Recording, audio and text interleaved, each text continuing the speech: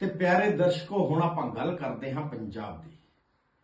76 ਵਰਿਆਂ ਦੇ ਇਤਿਹਾਸ ਵਿੱਚ ਪਹਿਲੀ ਵਾਰੀ ਪੰਜਾਬ ਦੇ ਕਿਸੇ ਮੁੱਖ ਮੰਤਰੀ ਨੇ ਪੰਜਾਬੀ ਬੋਲਣ ਅਤੇ ਪੰਜਾਬੀ ਨੂੰ ਸਕੂਲਾਂ ਵਿੱਚ ਪੜ੍ਹਾਉਣ ਬਾਰੇ ਗੱਲ ਕੀਤੀ ਹੈ। ਮੁੱਖ ਮੰਤਰੀ ਲਹਿੰਦੇ ਪੰਜਾਬ ਮਰੀਮ ਨਵਾਜ਼ ਜੀ ਨੇ ਆਪਣੀਆਂ ਤਕਰੀਰਾਂ ਪੰਜਾਬੀ ਵਿੱਚ ਕਰਕੇ ਪੰਜਾਬੀਆਂ ਦੇ ਦਿਲ ਜਿੱਤ ਲਏ।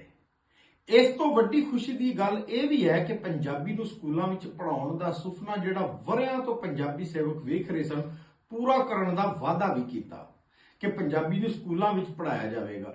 ਪੰਜਾਬ ਵਾਸੀਆਂ ਨਾਲ ਗੱਲਬਾਤ ਕਰਦਿਆਂ ਮੁੱਖ ਮੰਤਰੀ ਪੰਜਾਬ ਮਰੀਮ ਨਵਾਜ਼ ਜੀ ਨੇ ਇਹ ਵੀ ਆਖਿਆ ਕਿ ਪੰਜਾਬ ਅਤੇ ਪੰਜਾਬੀਆਂ ਵੱਲ ਉੱਠਣ ਵਾਲੀ ਹਰ ਉਂਗਲੀ ਨੂੰ ਤੋੜ ਦਿੱਤਾ ਜਾਵੇਗਾ। ਨਵੇਂ ਸਾਲ ਦੀ ਖੁਸ਼ੀ ਵਿੱਚ ਪੰਜਾਬ ਦੇ ਕਿਸਾਨਾਂ ਨੂੰ ਟਰੈਕਟਰ ਦੇਣ ਦਾ ਵਾਅਦਾ ਵੀ ਕੀਤਾ। ਦੂਜੀ ਪਾਰੋਂ ਵਿਰੋਧ ਪਾਰਟੀਆਂ ਨੇ ਮਰੀਮ ਨਵਾਜ਼ ਜੀ ਦੇ ਇਸ ਕੰਮ ਨੂੰ ਕਿਸੇ ਨਵੀਂ ਚਾਲ ਨਾਲ ਵੀ ਜੋੜਿਆ। ਮੈਂ ਪੰਜਾਬ ਵਿੱਚ ਵਸਣ ਵਾਲੇ ਹਰ ਪੰਜਾਬੀ ਨੂੰ ਇਹ ਅਰਜ਼ੋਈ ਤੇ ਬੇਨਤੀ ਕਰਦਾ ਕਿ ਜਿੱਥੇ ਪੰਜਾਬ ਦੀ ਸਲਾਮਤੀ ਦੀ ਗੱਲ ਹੋਵੇ, ਜਿੱਥੇ ਮਾਂ ਬੋਲੀ ਪੰਜਾਬੀ ਦੀ ਤਰੱਕੀ ਦੀ ਗੱਲ ਹੋਵੇ, ਉੱਥੇ ਹਰ ਪੰਜਾਬੀ ਨੂੰ ਖਲੋ ਜਾਣਾ ਚਾਹੀਦਾ ਹੈ। ਜਿਹੜਾ ਵੀ ਪੰਜਾਬ ਦੀ ਖੈਰ ਮੰਗੇ ਉਹਦਾ ਸਾਥ ਨਿਭਾਉਣਾ ਚਾਹੀਦਾ ਹੈ।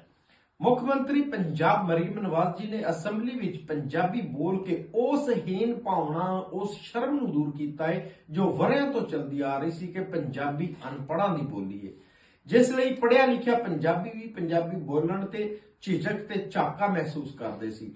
ਮੈਂ ਮੁੱਖ ਮੰਤਰੀ ਪੰਜਾਬ ਮਰੀਮ ਨਵਾਜ਼ ਜੀ ਨੂੰ ਬੇਨਤੀ ਕਰਦਾ ਕਿ ਤੁਸੀਂ ਪੰਜਾਬ ਔਰ ਪੰਜਾਬੀ ਮਾਂ ਬੋਲੀ ਦੀ ਖੈਰ ਮੰਗਦੇ ਰਹਿਣਾ, ਪੰਜਾਬੀ ਬੋਲਣਾ ਨਾ ਛੱਡਣਾ।